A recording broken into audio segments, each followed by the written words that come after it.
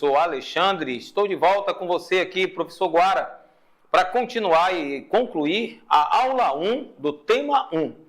Você que estava acompanhando a aula ontem, nós começamos a trabalhar o tema 1 do nosso Enem. O tema 1 trata de diversidade cultural, conflitos e vida em sociedade. E a aula 1, ela trata de cultura material e imaterial, patrimônio, né, e diversidade cultural no Brasil. E a gente fez uma discussão ontem sobre o que é cultura material, o que é cultura imaterial. Também falamos para você sobre o que é patrimônio histórico, patrimônio artístico. Demos exemplos com imagens para você. Também falamos sobre a diversidade cultural brasileira. Falamos das 5 regiões culturais. E depois nós fizemos uma relação entre cultura material e cultura imaterial que podem ser observados em um só instrumento. E demos o exemplo do berimbau ontem também. E aí nós fizemos para você o resumo disso aí, a ideia das considerações sobre as competências e as habilidades que o Enem pede que você, enquanto aluno, tenha para resolver as questões. E aí eu quero te dar uma dica, não é? O Enem tem 3 tipos de questões. Ele tem a chamada questão básica, ele tem a questão intermediária e ele tem a questão complexa ou mais difícil. Bem, qual é o teu foco? O teu foco ao resolver uma questão é que você se dedique em resolver as questões básicas, as questões mais fáceis. Porque o Enem trabalha com a TRI, que lá na frente nós aqui vamos explicar para vocês como é o procedimento da correção da prova do Enem pela TRI. A outra dica também é a seguinte: se você acerta uma questão complexa e erra uma questão básica, a TRI vai entender que você fez uma questão por chute ou colou aquela questão. Então ela olha mais as questões básicas. Quanto mais questões básicas você acertar, melhor para você. Essa é a ideia do Enem, da prova do Enem, ok? Bem, se é para olhar como é que se analisa uma questão, você tem aí, você pode acessar, foi colocado à disposição de você, as questões sobre patrimônio, sobre cultura, sobre diversidade, que está aí à sua disposição, e a gente vai olhar essas questões. São 5 questões que eu separei, que já caíram na nossa avaliação do Enem, e dessas 5 questões eu trouxe para você como a gente pode observar e o que é que a prova pede que você observe enquanto competência e habilidade, qual o eixo cognitivo que o aluno deve desenvolver para resolver uma questão dessa, tá? Então eu vou resolver com você aqui rapidamente, antes de iniciar a nossa aula 2 de hoje. A nossa aula 1 ainda continua com questões do Enem, que é importante para você ter a aula, o conteúdo, a teoria, mas também entender, compreender a questão que o Enem pede que você consiga resolver. E é essa a nossa ideia aqui no desafio, é fazer uma preparação completa contigo, tá? Então nós temos aqui a primeira questão, não é, sobre cultura. Então nós temos aqui a primeira questão. Deixa eu só voltar aqui.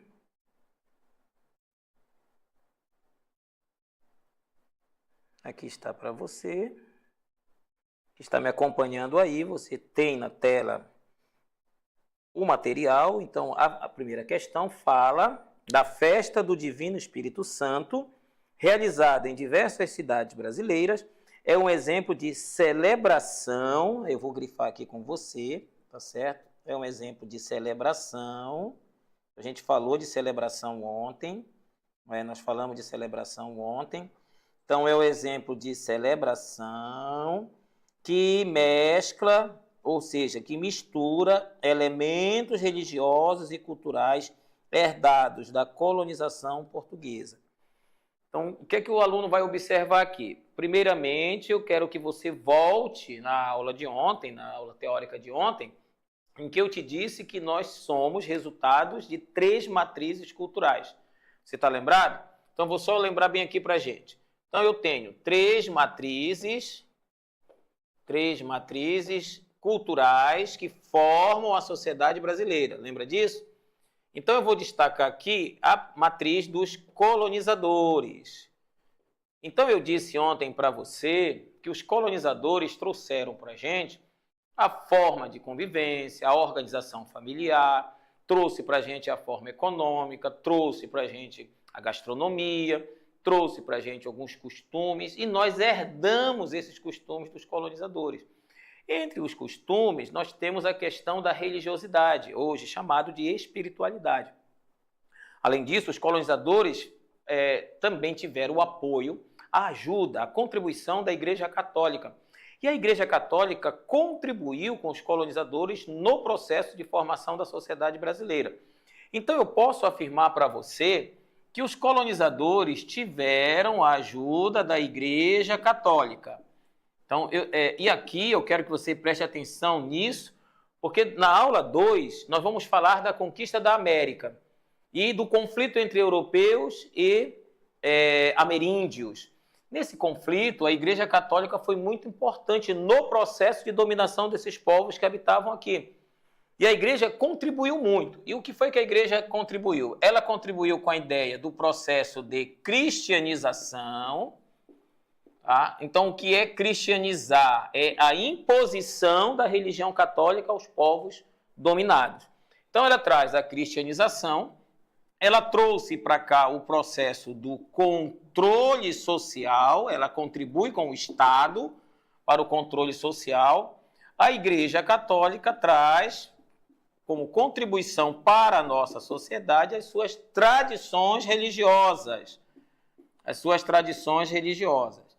Essas tradições religiosas são chamados ritos religiosos trazidos pela Igreja Católica, e esses ritos eles vão ser colocados através do processo de catequese, processo da cristianização, processo de catequese, vai fazer com que os povos originários que habitavam aqui sejam convertidos ou convencidos ao cristianismo católico pelo processo da catequese, e os colonos que para cá vieram passam a ser colocados sob o controle social da igreja, para que esses colonos não tenham uma vida desregrada, que esses colonos consigam andar de acordo com os ditames da igreja que ajuda o Estado no processo de controle, no processo de dominação. Então a Igreja Católica ela se somou ao Estado dos colonizadores. Então a Igreja Católica ela representa a cruz e o Estado representa a espada. Daí sai um ditado popular, olha, a gente está falando de patrimônio, a gente está falando de cultura, a gente está falando de crenças, a gente está falando de tradições, a gente está falando de comportamento do povo brasileiro. E aí eu quero trazer para você um ditado popular que saiu desse processo. Quando alguém chega e diz assim, rapaz, hoje eu estou entre a cruz e a espada. Você já ouviu essa expressão por aí? A gente, em um dos nossos podcasts, a gente vai falar para você sobre os ditados populares que caem no nosso Enem. Tá certo? Então, eu estou entre a cruz e a espada. O que significa esse ditado popular, que é influência dos colonizadores? Significa dizer que eu estou em um mato sem cachorro. Aí já sai uma outra expressão popular. O que é estar entre a cruz e a espada ou no mato sem cachorro? Eu estar em uma situação difícil. O que significa dizer, ou eu sigo os trâmites que a Igreja Católica me trouxe, ou eu sigo aquilo que o Estado quer que eu siga. Então, nesse aspecto, eu tenho a Igreja representando o Estado e o Estado sendo sustentado pelo poder social, pelo controle social que a Igreja traz. Muito bem. Veja que isso, só na primeira questão a gente observou isso. Então, eu vou voltar aqui para a questão. Então, ele diz assim, a festa é uma festa. Se é uma festa, que tipo de cultura é aqui? Eu tenho cultura imaterial. Festa, dança, ritmos. Lembra da aula de ontem? Então, eu tenho aqui cultura imaterial. Então, eu tenho a festa do Divino Espírito Santo, realizada em diversas cidades brasileiras, inclusive aqui em Macapá, aqui no estado do Amapá, tá certo? Eu tenho essa festa. Ela é um exemplo de celebração que mistura, e a palavra mescla, mistura, elementos religiosos e elementos culturais herdados da colonização portuguesa. Então, nesse aspecto, eu tenho os colonizadores, uma das 3 matrizes que formam a nossa cultura diversa. Eles trazem para cá os seus ritos, as suas tradições religiosas. A festa do Divino Espírito Santo é trazida pelos portugueses e ela passa a fazer parte da cultura brasileira. E aí eu tenho a cultura imaterial nisso. Então, tais eventos são reconhecidos como que? Patrimônio imaterial. Então, aqui em cima eu já fiz o destaque na questão para você, que é uma questão que fala de cultura imaterial. E a festa do Divino Espírito Santo, ela já é reconhecida como patrimônio imaterial. Então, por exemplo, aqui, por que ela é reconhecida como patrimônio imaterial? Quando você estiver vendo uma questão dessa, você tem que dialogar com a questão. Pergunta para a questão. A questão tem a resposta lá embaixo. Então, eu vou perguntar, por que a festa do Divino Espírito Santo é reconhecida como patrimônio imaterial? Olha, eu estou perguntando para a questão. Primeiro, preservam as estruturas físicas dos templos e igrejas coloniais. Se ele está falando lá em cima que é patrimônio imaterial e eu sei que estrutura física, olha, estrutura física dos templos e das igrejas não é patrimônio imaterial, é patrimônio material. Então a letra A está fora, ok? Aí eu tenho a letra B. Representam formas de expressão, saberes e tradição de um povo. Forma de crença, saberes de um povo. Isso é cultura imaterial.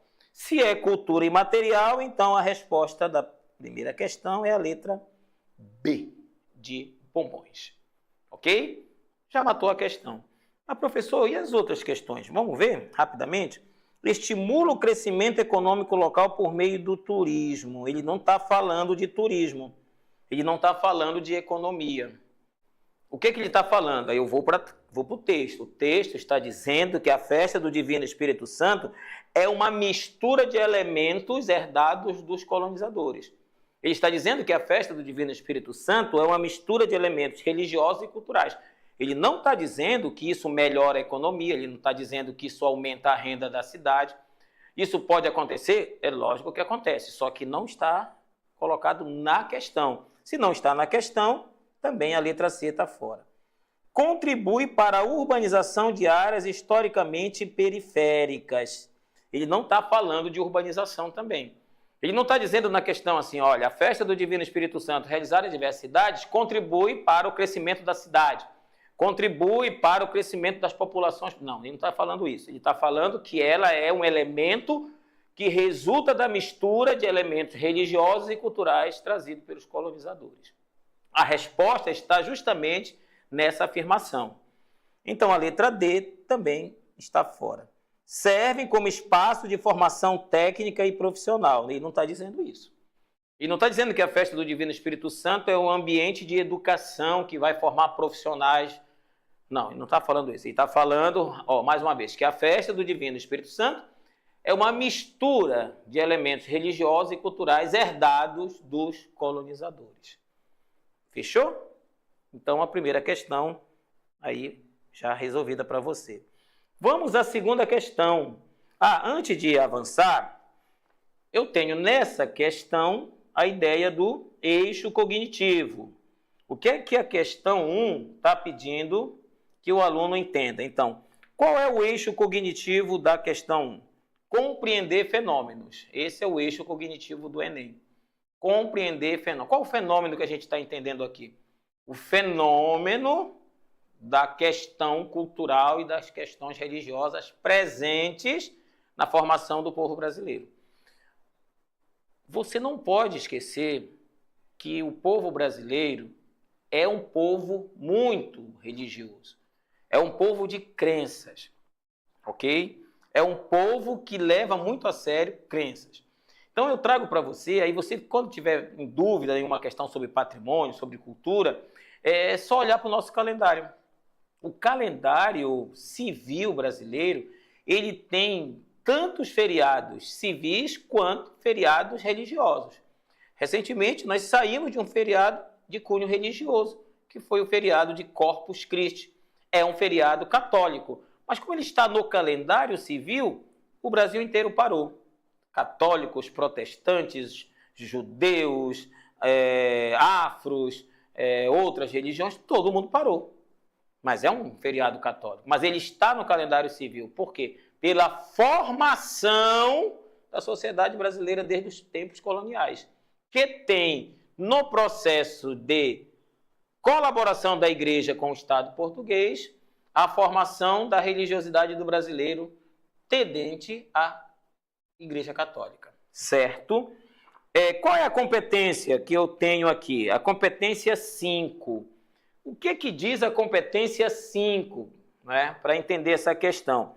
Então, a competência 5, ela fala que eu devo utilizar os conhecimentos históricos para compreender e valorizar os fundamentos da cidadania e da democracia, favorecendo uma atuação consciente do indivíduo na sociedade. Olha só. E a habilidade é a habilidade 19. A habilidade 19, ela diz o seguinte: reconhecer as transformações técnicas e tecnológicas que determinam as várias formas de uso e apropriação dos espaços rurais e urbanos. Então, essa questão da festa, ela trata justamente desse aspecto de entender a festa nos espaços, nos ambientes. E aí ele diz logo no início que a festa ela é realizada em vários estados do Brasil. Certo? Então, destacado para você aí o eixo cognitivo, a competência e a habilidade, nós vamos partir para a questão número 2. A questão número 2, ele fala o seguinte: a construção de igrejas barrocas no período colonial brasileiro é um exemplo de patrimônio cultural material. Aí eu vou grifar com você aí, ó, me acompanha aí. Patrimônio cultural material. Esse tipo de patrimônio, qual patrimônio? Material. É importante por quê? Bom, ele está dando primeiro um exemplo de igrejas barrocas, lá do período da colônia. Qual é o período colonial? Em que período ele está discutindo isso para a gente? Bem, o período colonial, aqui só para você lembrar, então a história do Brasil é dividida em 3 períodos. O período colonial, o período do Império e o período republicano. O período colonial ele vai de 1501, ou antes disso, 1532. Eu vou trazer aqui já o certeiro para você. Até 1822. Por que o senhor está colocando 1532 para o período colonial? Mas os portugueses não chegaram aqui em 1500? Porque de 1500 a 1532, a gente chama de período pré-colonial, ou seja, não houve colonização por um período de mais ou menos 30, 32 anos no Brasil.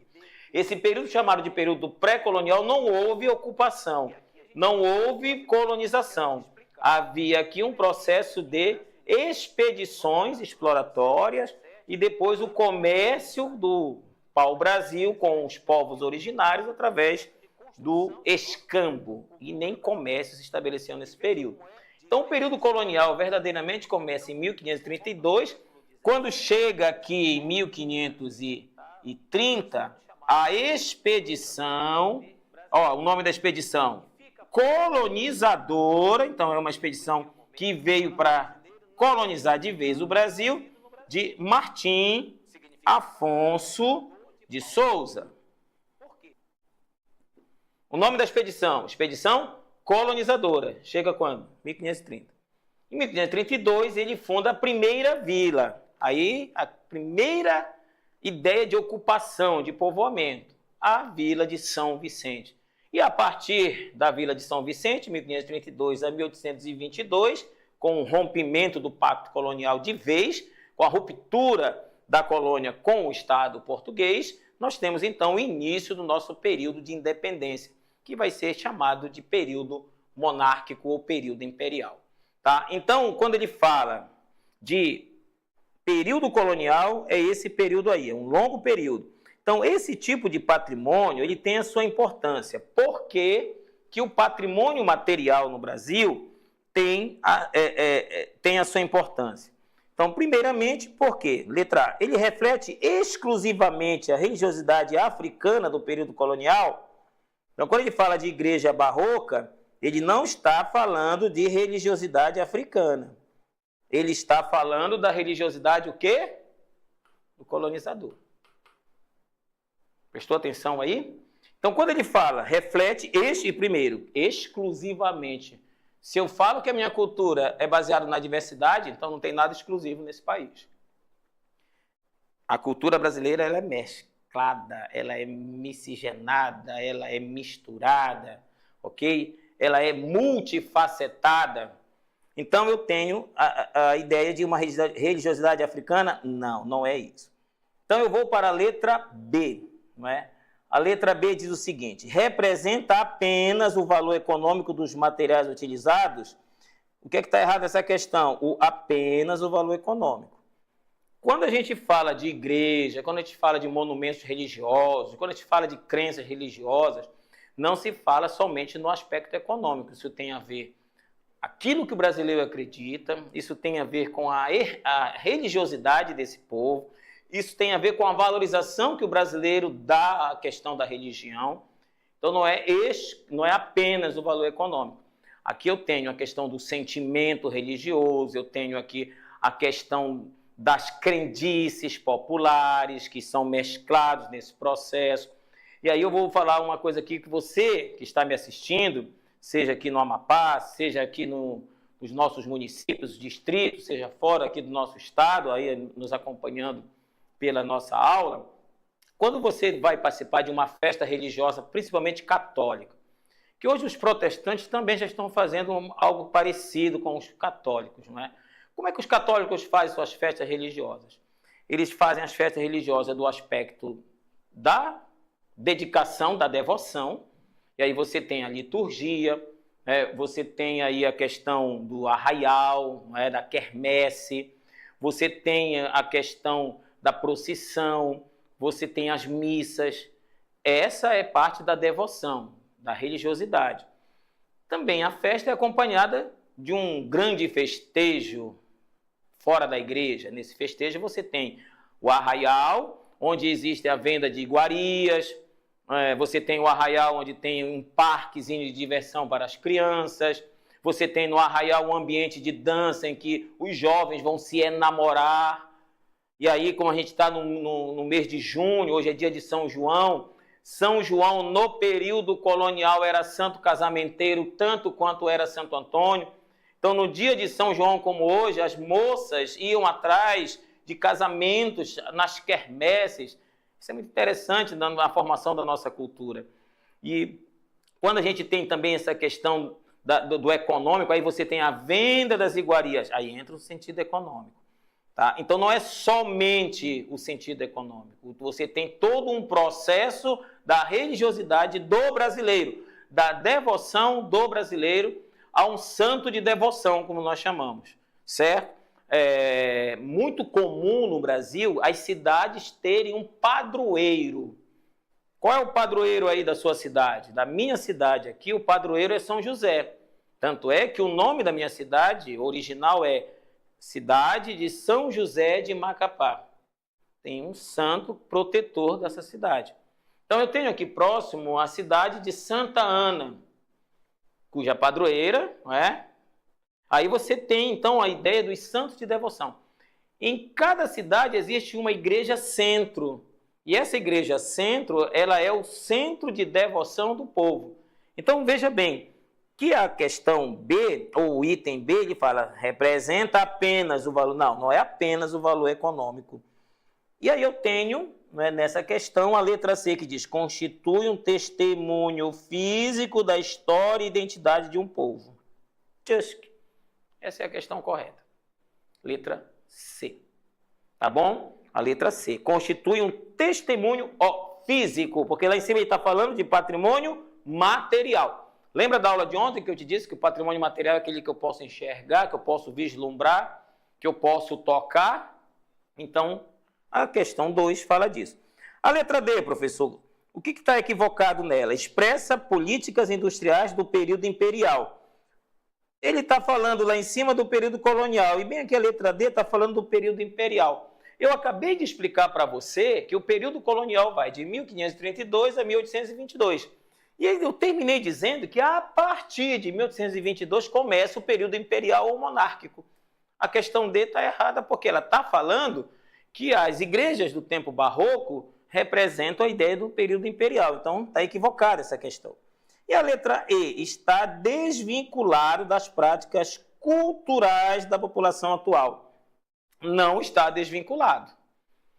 Aquilo que ocorreu lá no período colonial ainda é refletido hoje, nos dias atuais. Nós ainda temos hoje procissões, vamos aí dar exemplo das procissões do Círio de Nazaré. Nós tivemos recentemente a procissão aqui de Nossa Senhora de Fátima, aqui em Macapá. Nós tivemos no dia 19 de março a procissão de São José, a festa religiosa de São José. Então veja que não está desvinculado aquilo que foi estabelecido no período colonial deste tempo atual, que é o período republicano brasileiro. Fechou? Deu para entender aí? E aqui, qual é o eixo cognitivo, professor? Compreender fenômenos também. Então, o eixo cognitivo aqui, compreensão de fenômenos, entender a questão dos fenômenos religiosos, daquilo que marca a formação de uma sociedade como a nossa sociedade brasileira, ok? Bom, você está acompanhando aí, está conseguindo acompanhar a resolução da questão? Está conseguindo fazer? Ontem ela foi colocada à sua disposição. Você conseguiu fazer em casa, num certo intervalo de tempo hoje, da escola, na hora do almoço? Conseguiu resolver? Se conseguiu resolver, matou as duas primeiras questões?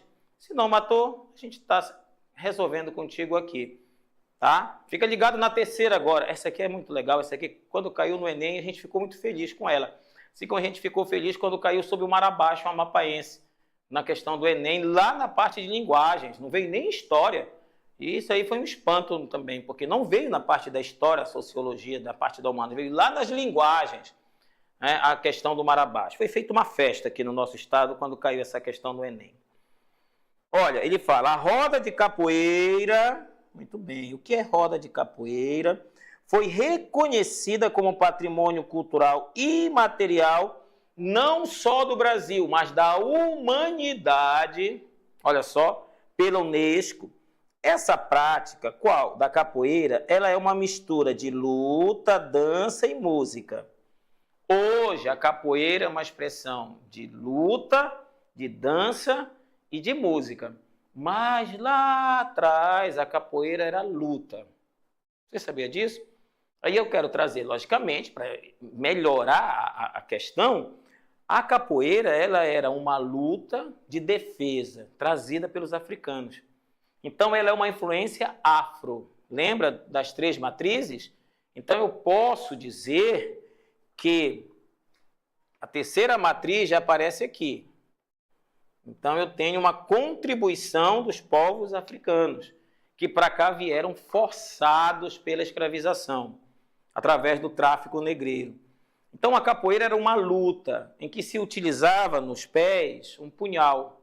Por isso que ela tem mais o uso das pernas. E para você ter uma ideia, aí eu trago uma curiosidade da história para ti, eu chamo de fofoca da história, não é? A gente gosta um pouco de fofoca. O exército imperial tinha um grupo de capoeiristas. Você sabia disso? E esse grupo de capoeiristas lutavam nas frentes de batalha, quando o Império do Brasil estava formatando o seu exército.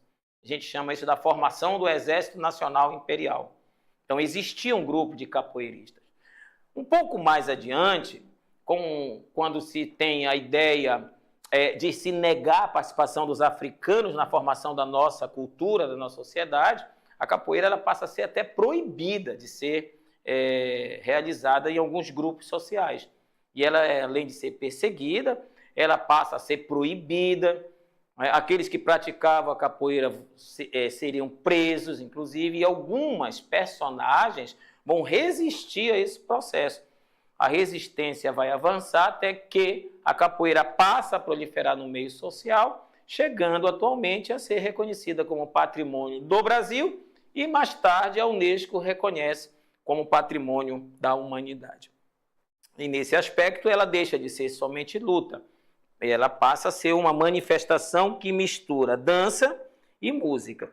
E então ela vai expressar o quê? Né? A questão vai estar perguntando isso. Então o que é que ela vai expressar? Primeiramente, uma tradição militar usada nas guerras do século XIX. Ela não é uma tradição militar. Os capoeiristas no século XIX eles eram força auxiliar. Então, o que é a força auxiliar? É aquele grupo que é chamado para um momento de conflito, de combate, né? É um grupo que não faz parte da hierarquia, então é chamado de força auxiliar. Por quê? Porque a maioria dos que praticavam eram africanos. E os africanos escravizados, eles eram mandados para o exército pelos senhores quando vinha a convocação para a guerra, então a convocação ela era realizada em todo o império. E aí, quando eram chamados as pessoas para se alistarem, quando um filho de um senhor não queria ir para a guerra, o senhor trocava o filho dele no exército e cedia um escravizado. E esse escravizado formava, de repente, a força auxiliar. Então, quando a gente fala de tradição militar podemos citar a cavalaria. A cavalaria é uma tradição militar, ela é presente nas guerras do século XIX. A capoeira não é uma tradição. Então, a letra A estaria aqui incorreta, né? Letra A incorreta. Então, não é tradição militar.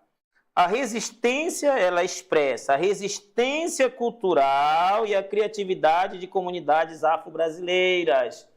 Então, aqui, quando eu falo da capoeira, expliquei para você que a capoeira foi proibida, que ela foi perseguida. Quando eu falei para você que alguns personagens resistem, mantêm isso, e essa expressão se espalha no meio da sociedade. Há uma luta por uma política de afirmação desse tipo de manifestação, até que a manifestação é reconhecida, e depois ela é tida como patrimônio brasileiro, e depois ela é tida como patrimônio da humanidade. Então ela expressa o quê? Ela expressa justamente a resistência do povo que foi escravizado, a resistência das comunidades afro-brasileiras. Então, a questão B está correta. Ok? A letra C, professor. A substituição da cultura indígena pela europeia. A capoeira é afro. Então, a questão não tem nada a ver com o comando. Tá? Então, aqui é aquela questão que a gente olha e diz, bom, essa está errada mesmo. Ela é um ritual religioso, restrito às comunidades quilombolas. Ela não é um ritual religioso. A questão diz, ela é uma manifestação, ela é uma prática. Ela é uma prática. E ela não é restrita somente às comunidades quilombolas. Qualquer pessoa pode praticar a capoeira. Não é só daquele grupo ali. Não, esse grupo aqui é o dono. Não é isso. Então, a questão C também, inclusive, é uma questão assim, né, de discriminação até. A letra E diz, uma técnica esportiva de origem exclusivamente europeia. Não, ela é africana. Beleza? Porque a resposta lá diz que ela é a resistência cultural e a criatividade de comunidades afro-brasileiras.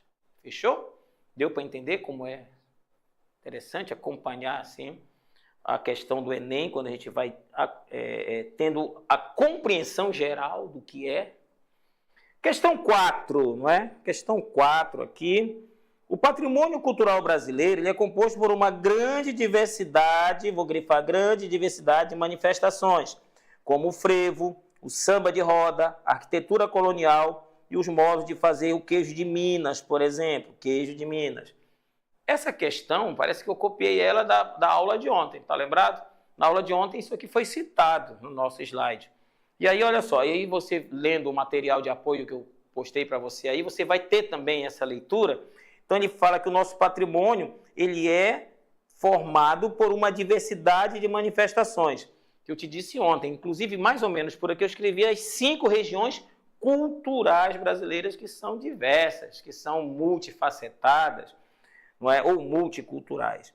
Então, esse conjunto de manifestações, aqui está na questão, me acompanha aí, ele expressa, não é? Ele expressa a homogeneização cultural resultante da globalização. A letra A está incorreta porque ele fala em homogeneização decorrente da globalização.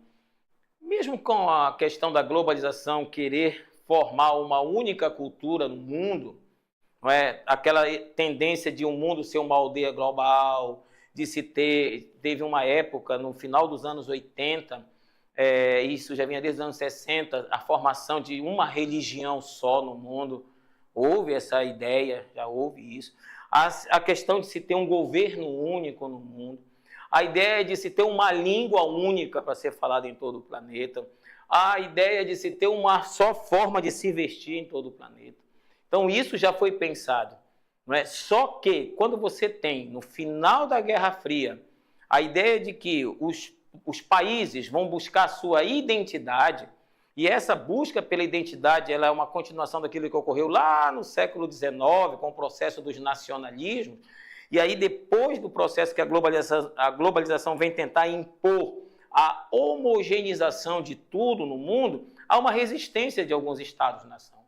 Então esses estados vão dizer, não, eu tenho a minha cultura, eu tenho a minha identidade, eu tenho a minha forma de me vestir, eu tenho a minha forma de ver o mundo, eu tenho a minha forma de acreditar em alguma coisa. Não é? Então, nesse aspecto, essa homogeneização cultural, ela não é colocada em prática. Então, o nosso patrimônio não é resultante dessa homogeneização. Até porque ontem eu te disse que o Brasil é diverso. Diversidade cultural. Não há um só Brasil, uma só cultura brasileira. Existem culturas brasileiras, não é? Aí ele fala, a centralização cultural das metrópoles brasileiras. Também está incorreta a letra B. Né? Por que está incorreta a letra B? Porque não há essa centralização cultural. Hoje nós falamos em culturas. Eu tenho a cultura das favelas, eu tenho a cultura gospel, por exemplo, eu tenho a cultura quilombola, eu tenho a cultura indígena. Não há uma centralização de uma cultura urbana, metropolitana, que a partir dali todo mundo vai seguir aquilo, tá certo? Então você tem uma cultura na cidade, que a gente chama de cultura urbana, mas se você vai para o interior, por exemplo, lá no interior você tem uma forma de cultura, ok? Então você se distancia um pouco da metrópole, você não tem uma cultura sendo replicada ali, você tem uma cultura local, você tem uma identidade local. O professor Edivander, lá em Geografia, ele vai tratar um assunto que vai discutir território, lugar e identidade. E de repente eu posso falar junto com ele numa aula interdisciplinar para ampliar um pouco mais o debate, nesse aspecto de que cada lugar tem a sua identidade. Cada território tem a sua identificação. Quem eu sou em Macapá? O que me identifica em Macapá? Lembra que eu falei isso na aula de ontem? Está lembrado? Pois é, retoma lá. E aí eu tenho a letra C, a diversidade e riqueza das heranças culturais brasileiras. Tchusque. Letra C seria a resposta da questão 4, certo? Seria a resposta da questão 4. Nessa questão 4, a habilidade que ele pede é a habilidade 20. É a habilidade 20. Eu quero dar uma dica para você aqui. Você vai entrar lá no site do MEC, onde você fez a sua inscrição, e eu espero que você já tenha confirmado a sua inscrição, tá bom? A sua inscrição só é confirmada depois que você pagar o boleto. Se não pagar o boletozinho lá da taxa, você não tem a sua inscrição confirmada. Mas confirmou a inscrição. Todo mundo que está me assistindo aqui confirmou a inscrição. Aí você entra lá no INEP. Aí você vai lá e procura lá, clica lá e busca matriz de referência para o Enem. Essa matriz de referência para o Enem, ela traz os eixos cognitivos, que é aquilo que o estudante precisa desenvolver quando conclui o ensino médio, e tem as competências e habilidades das 4 áreas de conhecimento. No caso da minha área, que é Ciências Humanas e Sociais Aplicadas, esta 4ª questão fala para que o aluno desenvolva a habilidade 20. E a habilidade 20, ela diz que o aluno deve relacionar o patrimônio cultural à construção da identidade dos diferentes grupos sociais. Significa dizer que nós não temos uma só cultura no Brasil. Significa dizer que eu tenho uma diversidade neste país. Significa dizer que o Brasil é formado por 5 Brasis. E que dentro de cada Brasil, ou seja, de cada região cultural, eu tenho culturas. E ontem eu dei exemplo disso. Certo? Ontem eu dei exemplo disso. Eu tenho, por exemplo, o forró, eu tenho o axé, eu tenho o carimbó, eu tenho o tecnomelody, eu tenho o brega, né? Eu tenho a música popular amapaense.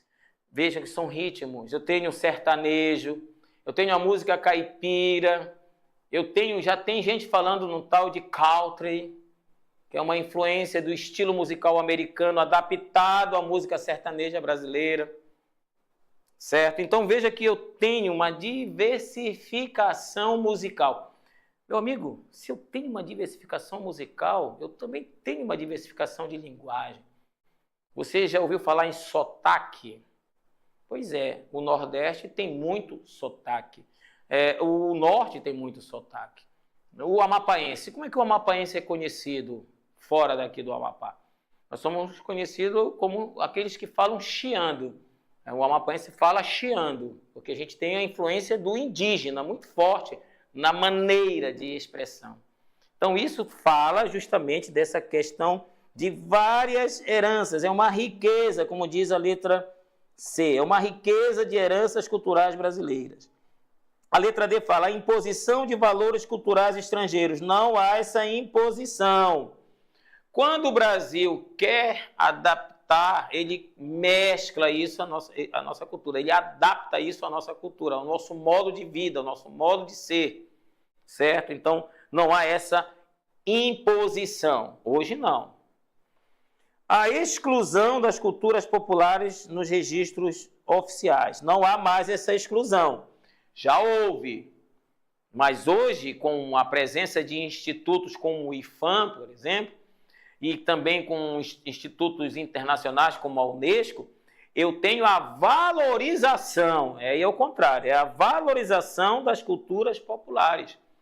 Hoje, para você ter uma ideia, eu tenho a valorização do uso das plantas medicinais para a cura. Então, eu não tenho a exclusão, ninguém mais diz que isso não serve. Certo? A medicina oficial, por exemplo, ela usa o conhecimento popular. Hoje, alguns médicos dizem, olha, esse remédio aqui é bom, mas se você tomar um chá de tal coisa, isso vai ajudar no seu processo de cura. Ou seja, ele está usando o conhecimento popular dentro da questão do conhecimento acadêmico. O que quer dizer isso? O processo de valorização e de reconhecimento. Lembra que ontem isso estava colocado no nosso slide? Lá no finalzinho da minha aula, valorização, o reconhecimento daquilo que é do povo, dos saberes. Aí eu fiz ontem a diferenciação entre o que é ter conhecimento e o que é ter saber. Lembra disso? Você que não estava na aula de ontem, eu vou trazer esse exemplo aqui mais uma vez, antes de resolvermos a última questão. O que é conhecimento? Um exemplo que eu dei aqui, muita gente gostou. Conhecimento, saber que o tomate é uma fruta, não é um legume. Isso é conhecimento. E o que é saber? O que é sabedoria? Não usar o tomate numa salada de fruta.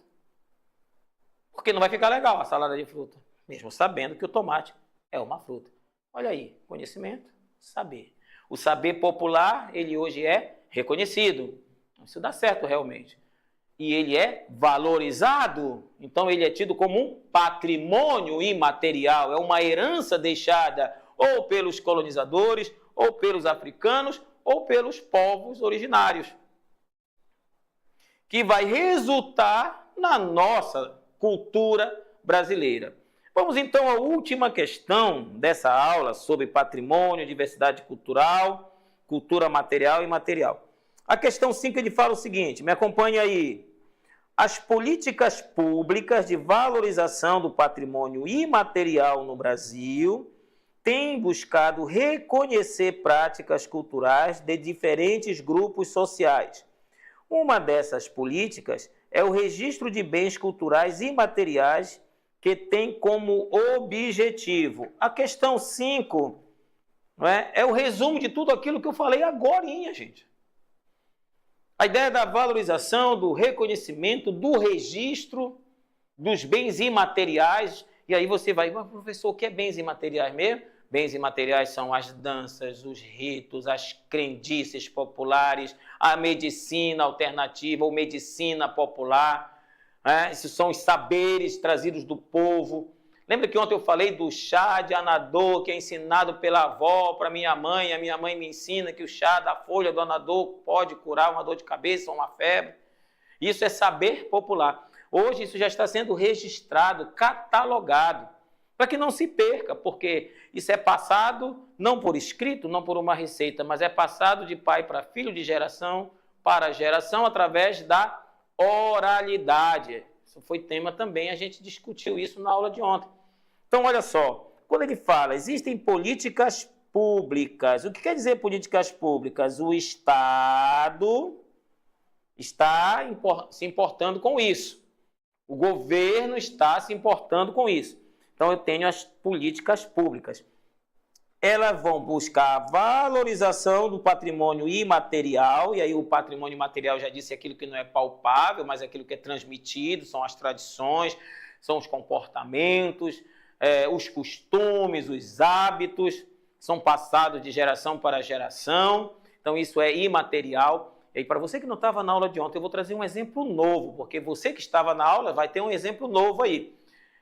Tradição, o que é isso? O que é costume passado de pai para filho? Eu vou te dar um exemplo. Eu mesmo tenho um costume na minha casa, que é de abençoar os meus filhos antes de eles dormirem. De abençoar os meus filhos quando eles vão sair para a escola, ou vão sair para o trabalho. Não é? E a bênção sou eu que abençoo, então é ele que beija a minha mão. Não é eu que beijo a mão do meu filho. Aprenda até a tomar a bênção do seu pai agora, tá bom? Então, eu abençoo o meu filho. Mas quem foi que me ensinou isso? Isso está escrito em algum lugar? Isso está escrito em alguma receita? Não. Eu aprendi com o meu pai, que aprendeu com o meu avô, que aprendeu com o meu bisavô. Entendeu? O que é patrimônio imaterial? E isso eu estou preservando com o meu filho. Quando eu não estiver mais aqui, estará ele, o meu neto, o meu bisneto, o meu tataraneto. Eu só vou embora quando já estiver no meu tataraneto, tá, pessoal? Vou durar um pouquinho mais. E aí ele vai passar para cada um esse costume, essa tradição da minha família.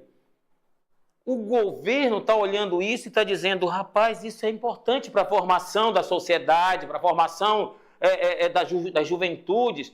Então eu vou criar uma política para proteger esse patrimônio imaterial. Estou dando só um exemplo. Isso aqui é um exemplo de o que é costume, do que é tradição, tá certo? Então, ele vai valorizar isso. Ele tem buscado quem? O Estado. Reconhecer práticas de diferentes grupos sociais. Não somente de um grupo social, mas de vários grupos. Lá das favelas, por exemplo, a cultura quilombola, ribeirinha, a cultura cabocla, a cultura caipira. Então, são grupos, as juventudes. Hoje a gente fala de juventudes, nós não falamos mais juventude.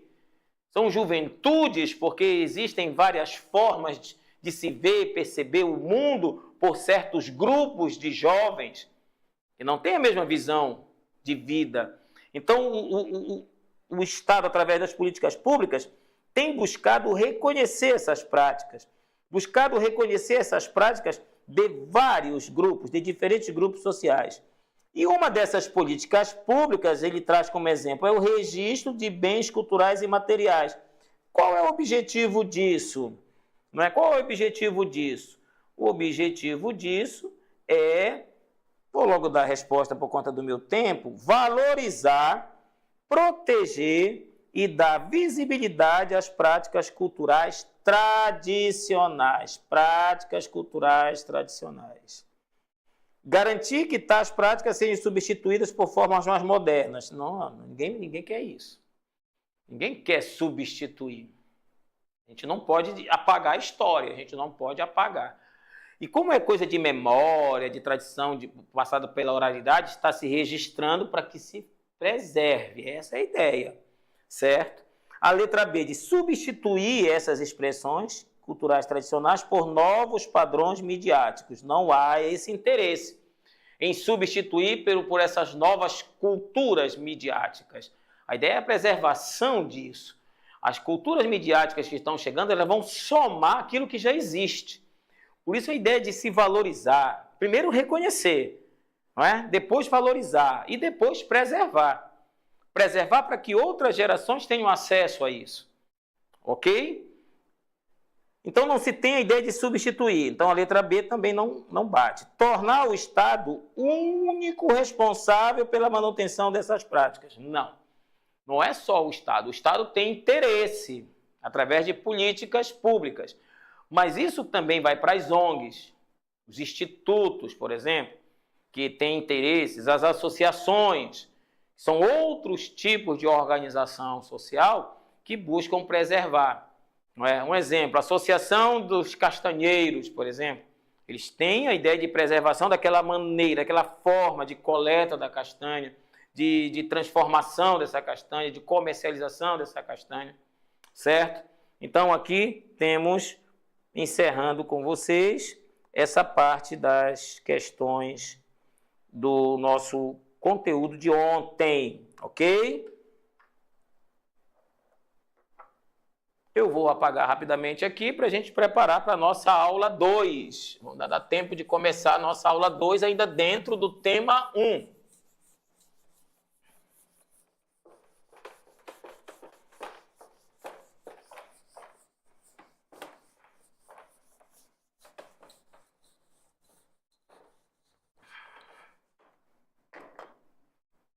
Eu espero que você tenha entendido, então, a nossa aula 1. Sobre diversidade cultural, cultura imaterial e patrimônio. Olha, eu te disse, resolvemos 5 questões. Essas 5 questões são exclusivamente de Enem, pessoal.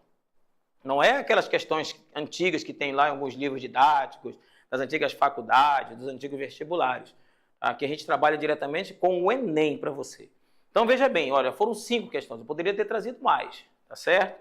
Mas a gente trouxe 5 para você acompanhar a questão sobre... E aí, nós vamos para a aula 2, dentro do tema 1.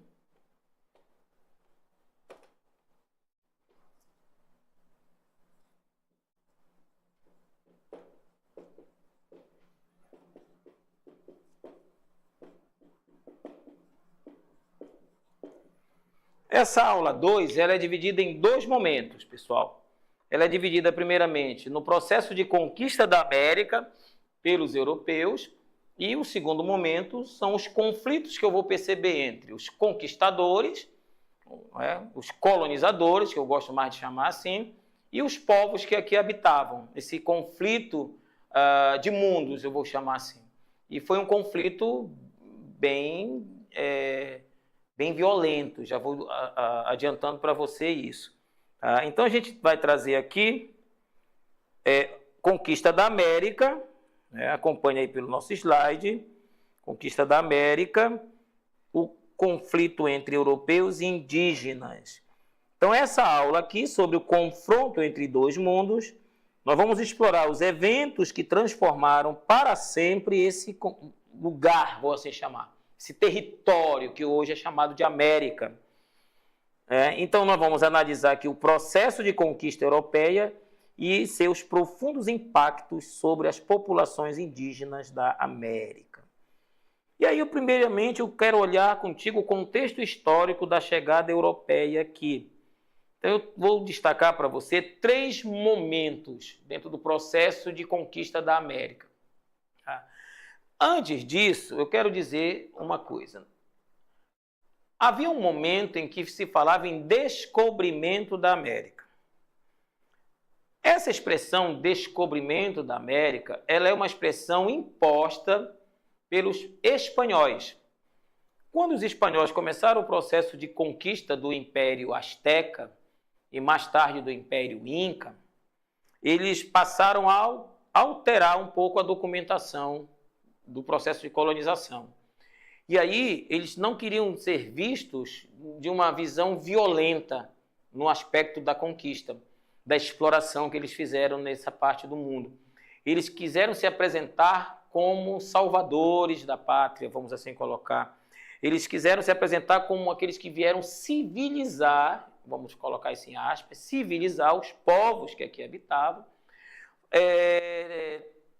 trazendo uma narrativa de que os povos que aqui habitavam não tinham um Estado organizado, não tinham uma economia organizada, não tinham uma religião organizada, e eles seriam os civilizadores dos povos que aqui habitavam.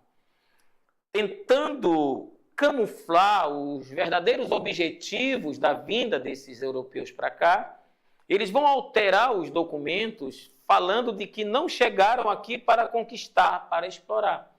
Eles descobriram, como que por acaso, não tinham intenção de chegar aqui, mas de repente, nossa, chegamos aqui a um território diferente, como é o nome desse território?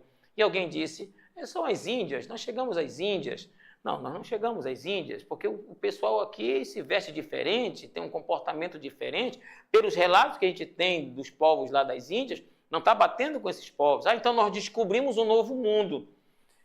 E aí o que acontece? Existe aqui alguns pontos que a gente fala, né? Vou colocar assim, pontos a serem analisados e que são analisados hoje, depois do avanço da história. Primeiro, não se usa mais a expressão descobrimento. Não se usa mais a expressão descobrimento. Então, as Américas não foram descobertas. Do acaso, nossa, o que é aquilo? Terra à vista. Tanto é que a expressão descobrimento ela é baseada justamente nesta expressão aqui. Nesta expressão aqui. Qual é esta expressão? Terra à vista. Quando ele fala terra à vista, significa que ele está fazendo aparecer o que não existia. Ou seja, não tinha visão de terra. Mas, de repente, opa, terra à vista. Eu estou enxergando uma terra. E aí, então, se eu tenho essa visão, eu estou descobrindo. E então, o que eles vão fazer? Eles vão se achar os donos dessa terra que eles avistaram. Olha como é interessante isso. A gente chama isso de discurso. Ok? Discurso. Então, se eu estou descobrindo, eu sou o dono. E se eu sou o dono, eu tenho a permissão para usufruir dessa terra que eu descobri. Que coisa. Se eu tenho permissão para usufruir, quem vai me dar essa permissão? Quem me dá essa permissão para eu ser o dono disso? Quem é o dono? O Estado. Qual é o Estado que eu tenho nesse primeiro momento? O Estado espanhol. É dele que eu vou falar primeiramente. Bom, mas alguém tem que me dar a garantia de que eu sou o dono dessa terra que eu estou avistando agora. Quem me dá a posse para eu poder usufruir daquilo que tiver nessa terra? Quem vai me dar? Aí eu tenho a entrada de uma figura importante para o processo. A Igreja Católica é uma das grandes participantes do processo de conquista da América. Então, quando eu digo que não se usa mais essa expressão, por quê? Porque eu não tive um descobrimento. Porque quando eles chegaram aqui, eles encontraram povos morando aqui. E quando eles chegaram aqui, que viram esses povos, então eu não tenho a ideia de uma terra desconhecida, de uma terra que não existia. Então eu tenho um encontro de culturas. Então aqui é uma outra forma de explicação do processo de conquista. Eu tenho um encontro de culturas. Quais são as culturas que vão se encontrar? A cultura europeia, mais a cultura dos povos originários. Dos povos originários. Então, eu tenho o encontro da cultura europeia com os povos originários. Só que esse encontro de cultura não foi um encontro pacífico. Esse encontro de culturas aqui foi baseado na violência. Esse encontro de culturas aqui foi baseado na dominação. Esse encontro de culturas aqui foi baseado na dizimação das populações, nas populações originárias.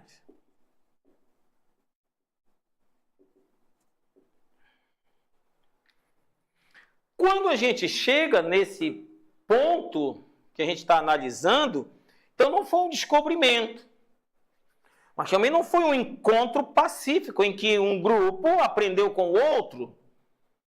Esse encontro foi baseado na violência, na dominação, porque eles vão submeter os povos originários à escravização e também vão dizimar populações inteiras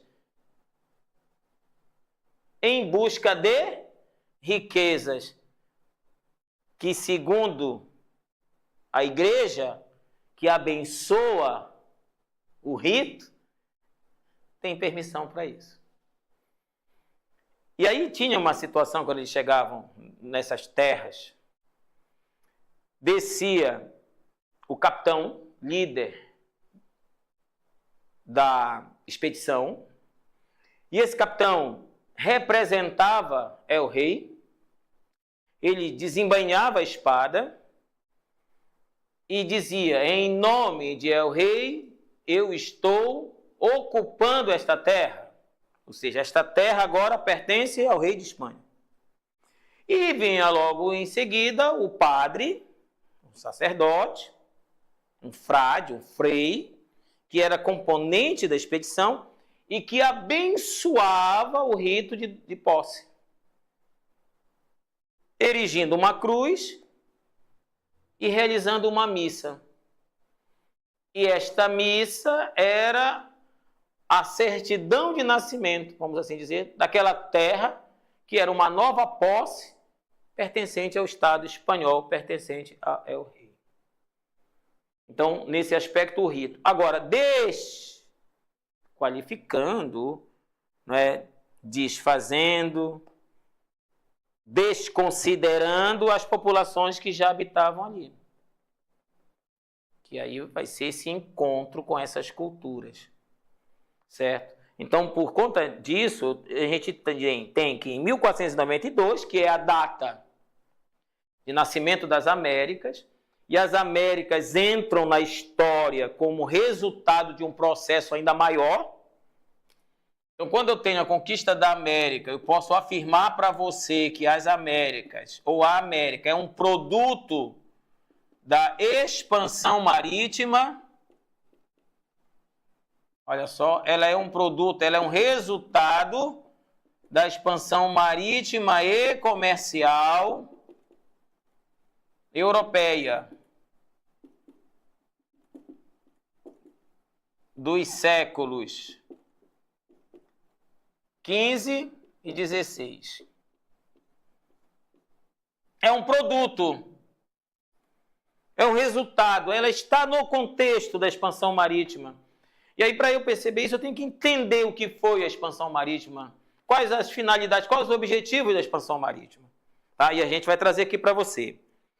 Então, em 1492, Colombo chega às Bahamas, iniciando o contato europeu com o Novo Mundo, que também é uma expressão que vai surgir nesse contexto de pontos analisados.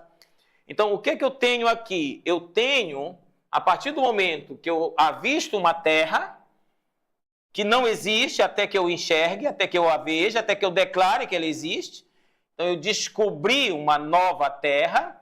Então, eu tenho um novo mundo. eu tenho um novo mundo. Um novo território, que eu sou o dono, com a permissão de Deus para usufruir. Puxa, peraí, professor Guara. Permissão de quem? De Deus. Como assim? Na Idade Média, quem representava Deus na Terra? Quem era que controlava a salvação? Quem era que controlava a sociedade medieval? Ela continua com certo poder. Tá certo? Ela continua com certo poder. Então, nesse aspecto, eu sou o dono. Eu descobri. Então, é um novo mundo para mim. É um novo mundo do qual eu sou o dono. Eu posso usufruir desse novo mundo. E aí, o que é que entra aqui? Vou escrever de vermelho, que eu vou colocar como símbolo da destruição desse mundo. Então, nesse novo mundo, eu tenho o direito de exploração desse novo mundo. Eu posso usufruir desse novo mundo. Tá ligado aí? Então, veja bem, Colombo chega e diz, pô, é um novo mundo. No século XV, eu tenho duas grandes potências na Europa. Portugal e Espanha serão os dois grandes países do processo expansionista marítimo, e Portugal e Espanha são as duas grandes potências que vão disputar rotas comerciais para as chamadas Índias. As Índias eram o Oriente, lá do outro lado. E existia uma situação que eu vou trazer para você aqui. Entre a Europa e o Oriente, existia uma rota de comércio. Essa rota de comércio, ela existia lá pelo período medieval, a Idade Média, você sabe disso. Ela foi uma organização social, política, econômica, cultural, chamado de feudalismo. O feudalismo se caracterizou por unidades independentes, autônomas, que tinham um senhor feudal local. Esse senhor tinha uma relação de amizades, de compadrio, chamado de vassalos, baseado no chamado Código de Vassalagem. O feudalismo ele era composto por uma sociedade rural. Esta sociedade rural ela era autônoma, porque o feudo produzia tudo aquilo, ou a maioria daquilo que ele precisava, porque algumas coisas que ele não produzia, como sal, ele ia negociar nas feiras. E o feudalismo era caracterizado também pela dominação da Igreja Católica medieval, que controlava a vida das pessoas, do nascimento até o processo do sepultamento. E depois da morte, dentro do processo de controle a partir da criação da ideia do purgatório. Bem, isso é o período feudal. Nesse período, existia uma certa comunicação com o Oriente, e essa comunicação com o Oriente ela vai existir até a expansão, não é, de um grupo chamado de grupo turco-otomano, o grande império turco-otomano, que vai fechar o comércio com a Europa. Esse comércio com a Europa, ele funcionava a partir do Mar Mediterrâneo, que era o centro da economia mundial até então, e pelo Mar Mediterrâneo chegavam até a Europa através das cidades italianas, principalmente de Florença, de Veneza, de Gênova e outras cidades italianas, que tinham um contato muito grande com Constantinopla, que era a antiga capital do então Império Bizantino, o antigo Império Romano do Oriente. E no processo de dominação da cidade de Constantinopla e da queda do Império Bizantino, eu vou ter a fuga de vários bizantinos para a Europa, principalmente para a Itália. Esses bizantinos vão levar para a Itália grandes conhecimentos, que vai desenvolver mais tarde um movimento chamado de Renascimento. E os turcos otomanos vão fechar o comércio com a Europa. A partir daí, os europeus vão buscar uma nova rota para chegar até essas mercadorias indianas. E essas mercadorias eram chamadas, apelidadas de especiarias, que na maioria das vezes eram temperozinho aí, cravo da Índia, pimenta. E aí, Dois países saem na frente nesse processo. Aí, de repente, você pode colocar aí, perguntar para o nosso pessoal que está aqui no apoio, mas por que a Inglaterra e a França não saíram também aí à frente e só saíram mais tarde, lá no século XVI? E por que Portugal e Espanha vieram primeiro? Porque aí em Portugal e na Espanha acontece um outro fenômeno que é bom eu lembrar para você. São os dois primeiros países que vão unificar os feudos, derrubando o domínio dos senhores feudais e estabelecendo o governo na mão de um só rei. O rei, ele existia na Idade Média. Só que ele não tinha tanto poder, porque ele era também um senhor feudal. E o rei, na Idade Média, só vai ser convocado quando existir uma guerra de maiores proporções ou para manter a pacificação entre os senhores feudais, principalmente os lordes, os barões, que eram os que mais se revoltavam naquele tempo. Então o rei era convocado. Mas ele não tinha um domínio, ele não tinha um exército próprio, ele tinha o exército dele, porque cada senhor tinha o seu. Portugal vem de uma guerra chamada Guerra de Reconquista, que a Espanha também participa. E Portugal consegue expulsar os mouros de seu território, e para isso acontecer, o rei ele consegue unificar os senhores e formar um exército nacional portucalense. Primeiramente, o condado de Portugal se separa de Espanha, se torna autônomo, e mais tarde ele se fortalece, cria um exército muito forte e consegue, então, libertar o seu país da influência muçulmana. E aí eu tenho a formação de um Estado moderno. O Estado português ele é talvez um dos primeiros estados a ser unificado. Isso é o primeiro ponto que faz Portugal ser o primeiro no processo das navegações. E mais tarde a Espanha também segue o mesmo caminho, porque a Espanha também começa um processo de expulsão dos mouros do seu território, e com isso eles conseguem o processo de unificação dos reinados, e ali eu tenho alguns reinados independentes, como o reinado de Navarra, por exemplo.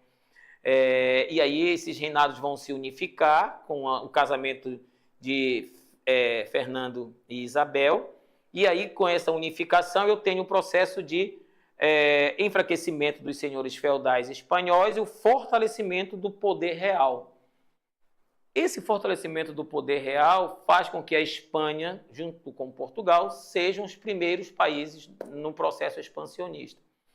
Tá, mas vamos à possível pergunta que você fez. Por que a Inglaterra e a França não saíram também juntos com Portugal nessa corrida expansionista? Porque Inglaterra e França estavam em guerra há mais de 100 anos, a conhecida Guerra dos 100 Anos. Não é que você sabe, durou mais de 100 anos, durou em torno de 116 anos, na verdade. E aí, como eles estavam nesse conflito entre si, termina a Guerra dos 100 Anos, inicia na Inglaterra uma guerra interna pelo trono inglês. E na França ocorre a mesma situação. Então, esses países estarão internamente em conflitos. E não há um momento assim de eles se unificarem em tempo hábil para fazerem investimentos em tecnologia, em técnicas de navegação, investimentos em questão de cartografia, de expansão do conhecimento sobre outros territórios. Portugal e a Espanha já estavam com isso. E em Portugal, inclusive, vai ser criada a tal Escola de Sagres. E a Escola de Sagres vai dar a Portugal um conhecimento tremendo. Fora a ideia dos espiões que tinham de Portugal na Espanha e da Espanha em Portugal. E o trabalho dos espiões era de coleta de informações, não é? Coleta de informações para que então um país pudesse ultrapassar o outro nesse processo. Além disso, eu tenho as novas técnicas de armamento, com a questão da invenção de armas de fogo, como o canhão, o arcabuz, a pistola. E nesse aspecto, esses países começam então a se interessar em encontrar esse novo caminho para as Índias. E é justamente isso que esse segundo item do nosso slide está falando. Portugal e Espanha tornam-se, a partir do processo de unificação do seu território, nas duas grandes potências do século XV. Certo? Nas duas grandes potências do século XV. Então, aqui, já para a gente terminar esse ponto, que eu vou prosseguir na próxima semana, o contato inicial entre europeus é quando eles encontram civilizações avançadas como maias, astecas e incas. A questão dos maias, dos astecas e dos incas. E aí o que é que eu tenho para colocar assim para você? Por que Portugal é importante para nós brasileiros? Qual é a ideia de Portugal ser o pioneiro nas navegações? Então, Portugal seria o pioneiro nas navegações. Primeiramente, e aí eu vou falar para você, tá? Nesse fechamento da nossa aula de hoje. Portugal é o primeiro porque é o primeiro Estado nacional a se formar na Europa. Portugal sai na frente por conta da Escola de Sagres, que reúne vários cientistas, vamos assim chamar, na área da cartografia, na área da questão de armamentos, na questão de técnicas de navegação. Portugal é o país que tem com a Igreja uma aliança que vai durar muito, a chamada Aliança do Padroado, em que a Igreja e o Estado vão se unir. Lembra que eu falei cruz e espada? Portugal também passa a ter a ideia de submissão da nobreza, trazendo a nobreza para o seu lado, criando um Estado burocrático que a nobreza vai participar dos grandes cargos ali, não é? Apoio da Igreja Católica, que vai ter nas navegações o processo de expansão da fé católica, o apoio da burguesia portuguesa, que vai estar muito interessada em acessar as fontes de especiarias, certo? E aí eu tenho, então, esse quadro que vai colaborar para Portugal ser o primeiro país a sair à frente nas chamadas navegações dos séculos XV e XVI. Beleza?